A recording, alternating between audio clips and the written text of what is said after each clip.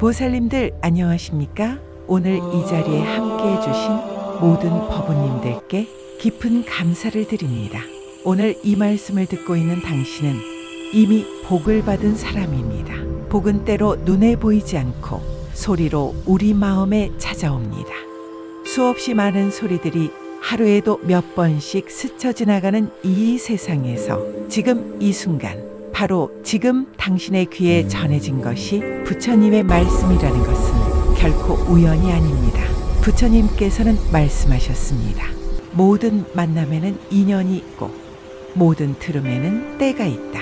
지금 당신이 이 말씀을 듣고 있다는 것 자체가 이미 인연의 문이 열린 것입니다. 어쩌면 당신은 지금까지 많은 어려움을 견디며 살아오셨을지 모릅니다. 몸이 아파서, 마음이 외로워서, 혹은 자식 가족 걱정에 깊은 밤 잠을 이루지 못했던 날도 있었겠죠. 그러나 놀라운 진실이 있습니다.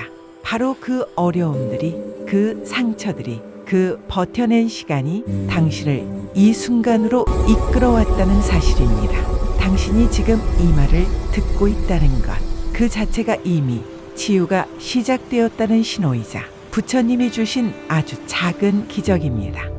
혹시 이런 경험 있지 않으십니까? 가족을 위해, 친구를 위해, 직장 동료를 위해 밤낮 없이 애쓰고 있는데 정작 본인은 늘 뒷전인 채로 살아가고 계신 분들 말입니다.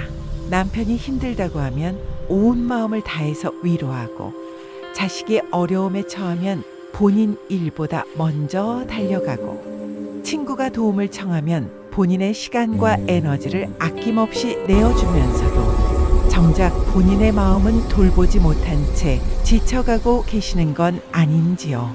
그러다 보니 어느 순간 마음 한구석에서는 이런 생각이 올라오기도 합니다.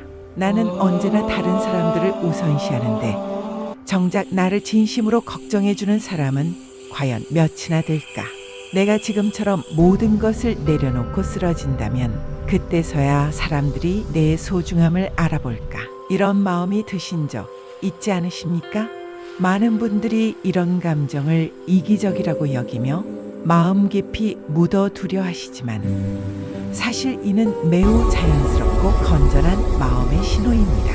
부처님께서도 이미 2500년 전에 이 문제에 대해 명확한 답을 주셨습니다. 오늘은 부처님의 지혜를 통해 왜 우리가 다른 사람보다 먼저 나 자신을 돌보아야 하는지, 그리고 그것이 어떻게 진정한 자비와 연결되는지에 대해 함께 살펴보겠습니다. 혹시 지금까지 남을 먼저 챙기는 것이 선행이고 미덕이라고 생각하셨던 분들이라면 오늘 말씀을 통해 완전히 새로운 관점을 얻게 되실 것입니다. 부처님께서는 우다나경에서 이렇게 말씀하셨습니다. 온 세상을 돌아다니며 찾아보아도 자기보다 더 사랑스러운 존재는 어디에도 없다. 마찬가지로 다른 사람들에게도 자신보다 더 사랑스러운 존재는 없다. 그러므로 자신을 사랑하는 사람은 다른 이를 해치지 않을 것이다. 이 말씀의 깊은 뜻을 오늘 4가지 관점에서 함께 풀어보겠습니다. 첫 번째로 자기 자신을 먼저 돌보는 것이 왜 이기적인 행동이 아니라 오히려 가장 기본적인 수행인지에 대해 말씀드리겠습니다. 많은 분들이 자신을 돌보는 것을 죄스럽게 여기시는데 이는 잘못된 이해에서 비롯된 것입니다. 법구경에 이런 구절이 있습니다. 만약 자신이 소중한 줄 안다면 자신을 잘 보호하라. 지혜로운 사람은 밤의 3시간 중 적어도 1시간은 자신을 지켜야 한다. 이 구절에서 부처님이 말씀하시는 것은 매우 명확합니다. 자신을 소중히 여기고 보호하는 것이야말로 지혜로운 사람의 첫 번째 조건이라는 것입니다. 왜 그럴까요? 비유를 하나 들어보겠습니다. 여러 사람이 탄 배에서 구명조끼를 착용해야 하는 위급 상황이 발생했다고 생각해 보십시오. 이때 승무원이 가장 먼저 알려주는 것이 무엇입니까? 본인이 먼저 구명조끼를 착용한 후에 다른 사람을 도우라는 것입니다. 이것이 이기적인 행동일까요? 전혀 그렇지 않습니다. 본인이 먼저 안전하지 않으면 다른 사람을 구할 수도 없고 오히려 모두가 위험에 빠질 수 있기 때문입니다. 우리의 일상도 마찬가지입니다. 내 마음이 평안하지 않은 상태에서 남에게 진정한 위로를 줄 수 있을까요? 내 마음에 화와 짜증이 가득한 상태에서 가족에게 따뜻함을 전해줄 수 있을까요? 내가 스트레스와 피로에 지쳐 있는 상태에서 친구의 고민을 제대로 들어줄 수 있을까요? 불가능합니다. 마치 빈 그릇에서 물을 퍼내려고 하는 것과 같습니다. 부처님께서는 이를 매우 분명하게 말씀하셨습니다. 자신을 잘 다스린 사람만이 다른 사람을 이끌 수 있다. 자기 자신도 제대로 건드리지 못하는 사람이 어떻게 다른 사람을 도울 수 있겠는가? 이 말씀을 현실에 적용해 보겠습니다. 매일 새벽부터 밤늦게까지 가족을 위해 희생하며 살아가시는 어머니가 계시다고 해보겠습니다. 본인의 건강도, 본인의 취미도, 본인의 꿈도 모두 포기한 채 오직 가족만을 위해 살아가십니다. 처음에는 가족들이 감사해 할지도 모릅니다. 하지만 시간이 지나면서 그 어머니의 표정은 점점 어두워지고 말투는 점점 날카로워지고 마음은 점점 메말라 갑니다. 그러면 가족들은 어떻게 될까요? 그 어머니의 희생을 당연하게 여기게 되고 심지어는 부담스러워하기까지 합니다. 결국 누구도 행복하지 않은 상황이 만들어집니다. 이것이 자기 자신을 돌보지 않을 때 일어나는 현실입니다. 반대로 자신을 먼저 돌보는 사람은 어떨까요? 매일 아침 명상이나 산책을 통해 마음을 정돈하고 일주일에 몇 번은 본인만의 시간을 갖고 본인의 몸과 마음 상태를 늘 점검합니다. 그런 사람의 표정은 늘 밝고 평안합니다. 그런 사람과 함께 있으면 저절로 마음이 편해집니다. 그런 사람이 주는 조언은 깊이가 있고 설득력이 있습니다. 왜냐하면 그 사람 자신이 먼저 평안을 경험하고 있기 때문입니다. 이것이 부처님께서 말씀하신 자신을 사랑하는 사람은 다른 이를 해치지 않을 것이다 라는 구절의 깊은 의미입니다. 자신을 진정으로 사랑한다는 것은 자신의 마음 상태를 늘 점검하고 평안을 유지하기 위해 노력한다는 뜻입니다. 그런 사람은 다른 사람에게 화를 내거나 상처를 주지 않습니다. 왜냐하면 그럴 필요가 없기 때문입니다. 자신의 마음이 이미 충만하고 평안하기 때문에 다른 사람으로부터 무언가를 얻으려 하지도 않고 다른 사람에게 자신의 불만을 투사하지도 않습니다. 두 번째로 다른 사람의 평가와 기대에 매달리는 것이 왜 괴로움의 근본 원인인지에 대해 말씀드리겠습니다. 많은 분들이 다른 사람들에게 좋은 사람으로 보이고 싶어하는 마음 때문에 본인을 뒷전으로 미루곤 하십니다. 하지만 이런 태도는 불교적 관점에서 보면 매우 위험한 집착입니다. 법구경에 이런 말씀이 있습니다. 남의 잘못은 보기 쉽지만 자기 잘못은 보기 어렵다.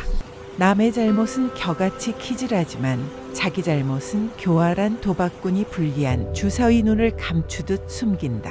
이 구절은 우리가 얼마나 남의 시선에 매달려 있는지를 적나라하게 보여줍니다.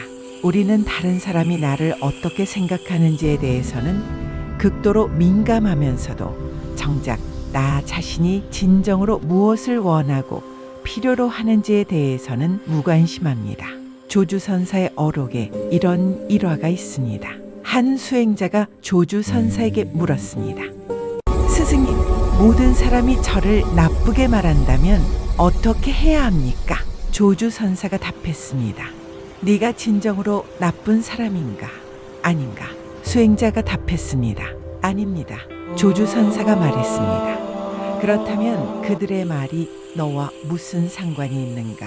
이 대화의 핵심은 매우 명확합니다. 다른 사람의 평가는 그들의 인식일 뿐이지 나 자신의 본질과는 아무런 관련이 없다는 것입니다. 하지만 우리는 종종 이를 혼동합니다. 특히 가족이나 가까운 사람들의 평가에는 더욱 민감하게 반응합니다. 엄마는 항상 우리를 위해서만 살았는데 이제 본인 생각만 한다라는 식의 말을 들으면 깊이 상처받고 죄책감을 느낍니다. 하지만 잠깐 생각해 보십시오. 그런 말을 하는 사람들이 과연 당신의 진정한 행복을 원하는 것일까요? 아니면 단순히 자신들의 편의를 위해 당신이 계속 희생하기를 바라는 것일까요? 대부분의 경우 후자입니다. 사람들은 본능적으로 자신에게 도움이 되는 상황을 유지하고 싶어 합니다. 당신이 늘 그들을 우선시해 주는 것이 그들에게는 편리하고 유익합니다. 그러므로 당신이 자신을 돌보기 시작하면 그들은 불편함을 느끼고 당신을 비난할 수도 있습니다. 하지만 이것이 당신이 잘못된 길을 가고 있다는 증거는 아닙니다. 오히려 그동안 잘못된 관계 패턴에 있었다는 증거일 수 있습니다. 금강경에서 부처님께서는 이렇게 말씀하셨습니다. 모든 현상은 꿈과 같고 환상과 같고 물거품과 같고 그림자와 같고 이슬과 같고 번개와 같으니 마땅히 이와 같이 관찰할지어다. 이 말씀의 의미를 다른 사람의 평가에 적용해 보면 어떨까요? 다른 사람의 평가도 결국 무상한 현상일 뿐입니다. 오늘은 당신을 좋게 평가하던 사람이 내일은 다르게 말할 수도 있습니다. 어제까지 당신을 비난하던 사람이 오늘은 당신을 이해할 수도 있습니다. 그러므로 이런 변화무상한 평가에 일희일비하며 자신의 행동을 결정하는 것은 모래 위에 집을 짓는 것과 같습니다. 대신 우리가 의지해야 할 것은 무엇일까요? 바로 부처님의 가르침과 자신의 양심입니다. 매 순간 스스로에게 물어보십시오. 지금 내가 하고 있는 이 선택이 나와 다른 모든 존재들의 진정한 행복에 도움이 되는가? 만약 답이 예라면 다른 사람이 뭐라고 하든 그 길을 가시면 됩니다. 만약 답이 아니오라면 아무리 다른 사람들이 좋아한다고 해도 그 길을 피해야 합니다. 실제 예를 하나 들어보겠습니다. 어떤 분이 매일 시어머니의 심부름을 하고 남편의 뒤치다꺼리를 하고 아이들의 모든 요구를 들어주면서 살고 계셨습니다. 가족들은 모두 만족했지만 그분은 점점 지쳐갔고 우울해졌습니다. 그러던 어느 날 그분이 결심했습니다. 하루에 2시간은 반드시 본인만의 시간을 갖겠다고. 그 시간에는 명상도 하고 책도 읽고 산책도 했습니다. 처음에는 가족들의 불만이 컸습니다. 왜 갑자기 이기적으로 변했느냐? 가족보다 자신이 더 소중하냐는 식의 말들이 나왔습니다. 하지만 그분은 흔들리지 않았습니다. 매일 2시간의 자신만의 시간을 통해 마음의 평안을 되찾았고 그 결과 나머지 22시간 동안 가족들에게 더욱 따뜻하고 지혜로운 모습으로 대할 수 있게 되었습니다. 시간이 지나면서 가족들도 변화를 느꼈습니다. 이전처럼 짜증내거나 피로해하는 모습이 사라지고 늘 환한 미소를 지으며 진심으로 그들을 대하는 것을 보게 된 것입니다. 결국 가족들도 그분의 선택을 이해하게 되었고 오히려 고맙게 여기게 되었습니다. 이것이 자신을 먼저 돌볼 때 일어나는 기적입니다. 세 번째로 진정한 자비란 무엇인지 그리고 자신을 돌보는 것이 어떻게 더 큰 자비로 이어지는지에 대해 말씀드리겠습니다. 많은 분들이 자비를 오해하고 계십니다. 자비를 단순히 다른 사람의 요구를 무조건 들어주는 것, 다른 사람을 위해 자신을 희생하는 것으로 이해하고 계십니다. 하지만 이는 진정한 자비가 아닙니다. 이는 오히려 어리석은 동정이거나 때로는 자신의 존재감을 확인하려는 욕구일 수도 있습니다. 대승기신론에서는 자비를 이렇게 정의합니다. 자비란 모든 중생이 고통에서 벗어나 진정한 행복을 얻기를 바라는 마음이다. 하지만 이때 지혜가 함께하지 않으면 진정한 자비가 될 수 없다. 여기서 핵심은 지혜가 함께하지 않으면 진정한 자비가 될 수 없다는 부분입니다. 지혜 없는 자비는 종종 상대방에게 해를 끼치기도 합니다. 예를 들어 성인이 된 자식이 계속해서 부모에게 의존하려고 할 때 무조건 도움을 주는 것이 자비일까요? 아니면 때로는 거절하여 그 자식이 독립할 수 있도록 돕는 것이 자비일까요? 진정한 지혜로 본다면 후자가 더 큰 자비입니다. 임재선사의 어록에 이런 이야기가 있습니다. 한 제자가 임재선사에게 와서 말했습니다. 스승님, 저는 모든 사람을 돕고 싶습니다.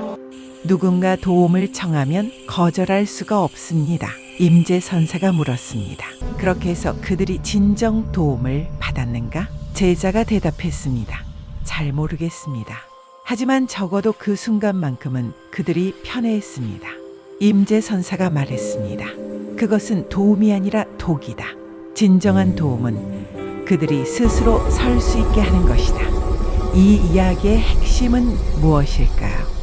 진정한 자비는 상대방의 즉각적인 편의를 제공하는 것이 아니라 그들이 궁극적으로 자립하고 성장할 수 있도록 돕는 것이라는 점입니다. 그런데 이런 진정한 자비를 실천하려면 먼저 무엇이 필요할까요?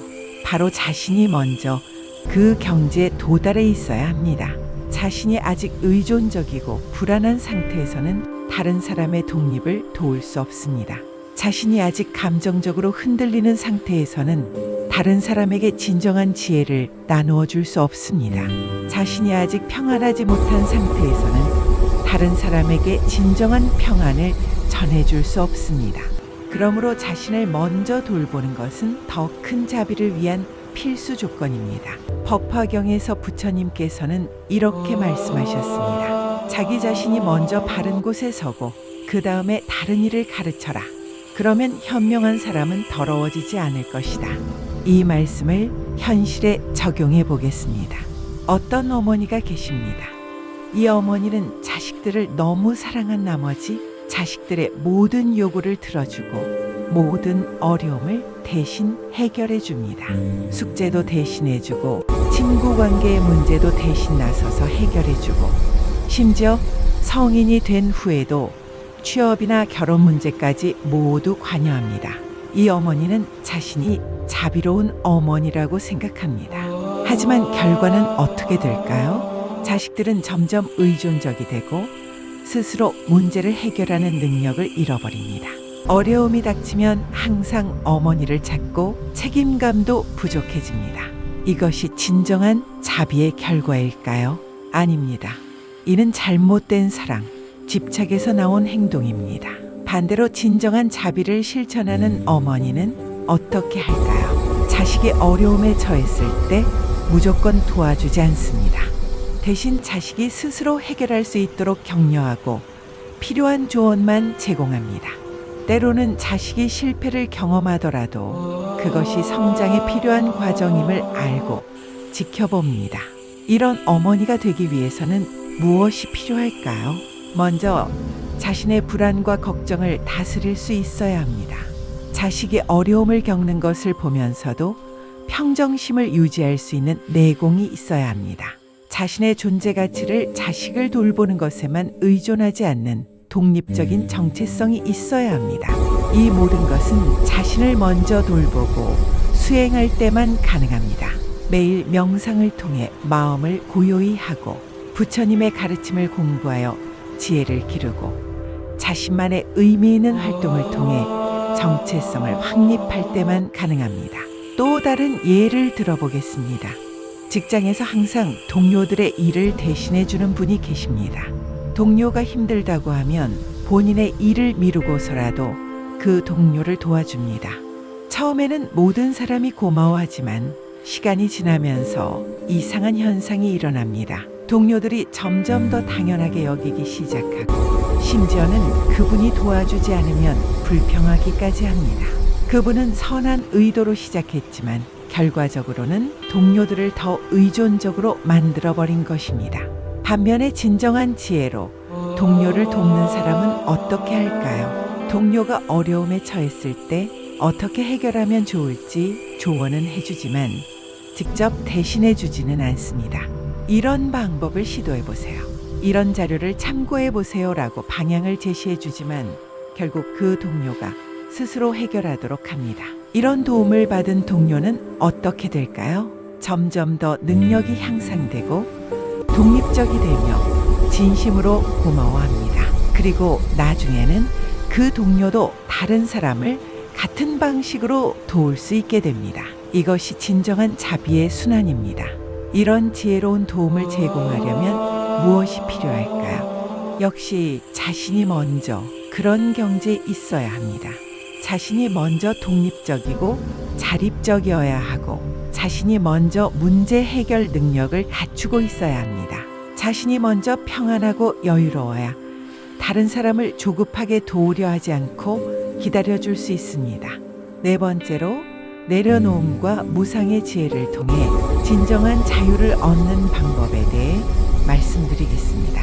앞서 세 가지 이야기를 통해 우리는 자신을 먼저 돌보는 것이 왜 필요한지, 그리고 그것이 어떻게 더 큰 자비로 이어지는지를 살펴보았습니다. 이제 마지막으로 이 모든 것을 실현하기 위한 핵심적인 수행법에 대해 말씀드리겠습니다. 그것은 바로 내려놓음의 지혜입니다. 반야심경에서 가장 유명한 구절 중 하나가 있습니다. 색즉시공, 공즉시색, 색불이공, 공불이색. 형상 있는 것이 곧 공이요, 공이 곧 형상 있는 것이다. 형상 있는 것이 공과 다르지 않고 공이 형상 있는 것과 다르지 않다. 이 구절이 우리의 일상에 어떤 의미를 주는지 아십니까? 우리가 그토록 집착하는 모든 것들, 다른 사람의 인정, 가족의 사랑, 친구의 우정, 심지어는 우리 자신의 정체성까지도 모두 무상하고 공한 것이라는 뜻입니다. 이것이 허무주의를 말하는 것은 아닙니다. 오히려 이 진리를 깨달을 때 비로소 진정한 자유를 얻을 수 있다는 의미입니다. 육조 해능선사의 단경에 이런 이야기가 있습니다. 한 수행자가 해능선사에게 물었습니다. 스승님, 어떻게 하면 모든 집착에서 자유로워질 수 있습니까? 해능선사가 답했습니다. 네가 무엇에 집착하고 있는가? 수행자가 답했습니다. 가족의 사랑, 다른 사람의 인정, 건강, 재물 등 많은 것에 집착하고 있습니다. 해능선사가 물었습니다. 그 모든 것이 영원히 너와 함께 할 것이라고 생각하는가? 수행자가 답했습니다. 아닙니다. 언젠가는 모두 사라질 것입니다. 해능선사가 말했습니다. 그렇다면 이미 사라진 것과 다를 바 없지 않는가? 처음부터 내 것이 아니었던 것을 어떻게 이룰 수 있겠는가? 이 대화의 핵심은 무엇일까요? 우리가 집착하는 모든 것들이 본래부터 우리의 소유가 아니었다는 깨달음입니다. 다른 사람의 사랑도, 인정도, 심지어는 우리의 몸과 마음까지도 잠시 인연 따라 함께하는 것일 뿐 영원히 우리와 함께할 것은 아닙니다. 이 진리를 받아들이면 어떻게 될까요? 갑자기 마음이 가벼워집니다.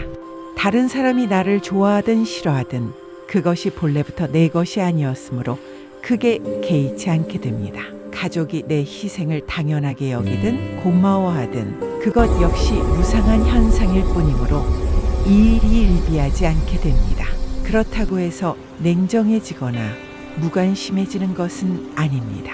오히려 집착이 사라진 자리에 진정한 자비와 지혜가 피어납니다. 구체적인 실천 방법을 알려드리겠습니다.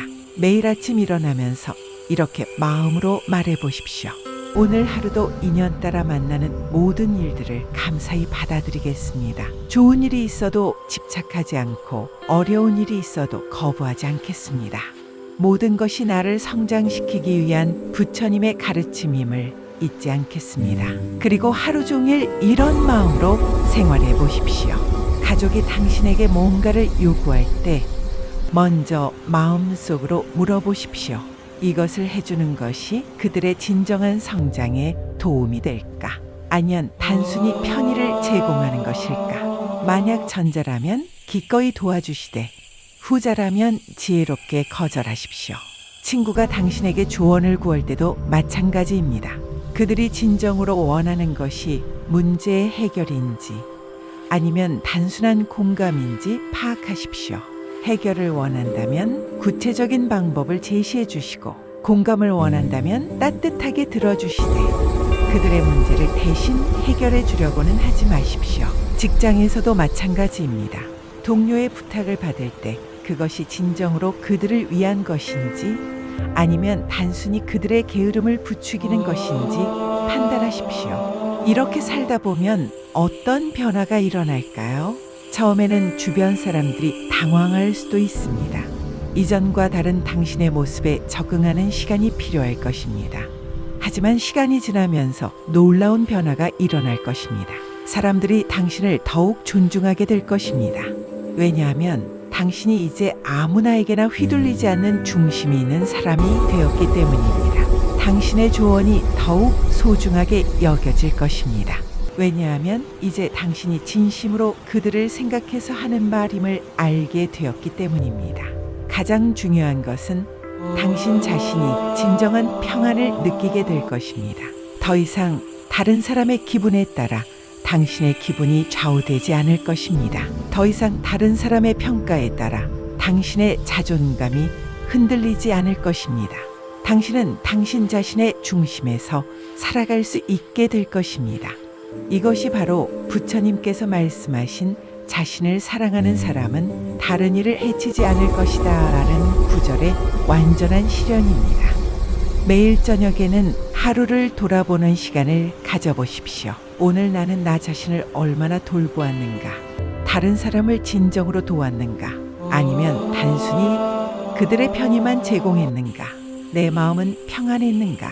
이런 질문을 통해 스스로를 점검하고 내일은 더 지혜롭게 살아갈 수 있도록 다짐하십시오. 보살님들, 오늘 우리가 함께 살펴본 부처님의 지혜를 정리해 보겠습니다. 첫째, 자신을 먼저 돌보는 것은 이기적인 행동이 아니라 진정한 자비를 실천하기 위한 첫 번째 조건입니다. 빈 그릇에서는 물을 퍼낼 수 없듯이 자신이 먼저 충만하지 않으면 다른 사람에게 진정한 도움을 줄 수 없습니다. 둘째, 다른 사람의 평가와 기대에 매달리는 것은 괴로움의 근본 원인입니다. 모든 평가는 무상하고 변화하는 것이므로 이에 의존하여 자신의 행동을 결정하는 것은 모래 위에 집을 짓는 것과 같습니다. 셋째, 진정한 자비는 지혜와 함께해야 합니다. 상대방의 즉각적인 편의를 제공하는 것이 아니라 그들이 궁극적으로 성장하고 자립할 수 있도록 돕는 것이 진정한 자비입니다. 넷째, 모든 것이 무상함을 깨달을 때 비로소 진정한 자유를 얻을 수 있습니다. 집착에서 벗어날 때 오히려 더 큰 사랑과 자비를 실천할 수 있게 됩니다. 법우님들, 이 말씀들이 여러분의 마음에 깊이 새겨지시기를 바랍니다. 그리고 오늘부터 실제로 실천해 보시기 바랍니다. 처음에는 어색하고 어려울 수도 있지만 조금씩 변화시켜 나가시면 반드시 큰 변화를 경험하실 수 있을 것입니다. 오늘 이 영상이 도움이 되셨다면 좋아요 버튼을 눌러주시고 댓글로 여러분의 경험이나 질문을 나누어 주십시오. 여러분의 수행 이야기를 들을 수 있다면 큰 기쁨이 될 것입니다. 그리고 주변에 이런 고민을 하고 계신 분들이 있다면 이 영상을 공유해 주시기 바랍니다. 부처님의 지혜가 더 많은 분들에게 전해질 수 있도록 도와주십시오. 오늘 함께 해주신 모든 보살님들께 깊은 감사를 드리며 이 공덕이 모든 중생들의 행복과 평안을 위해 회양되기를 발언합니다. 항상 건강하시고 부처님의 자비와 지혜가 함께 하시기를 기원합니다. 나무아미타불.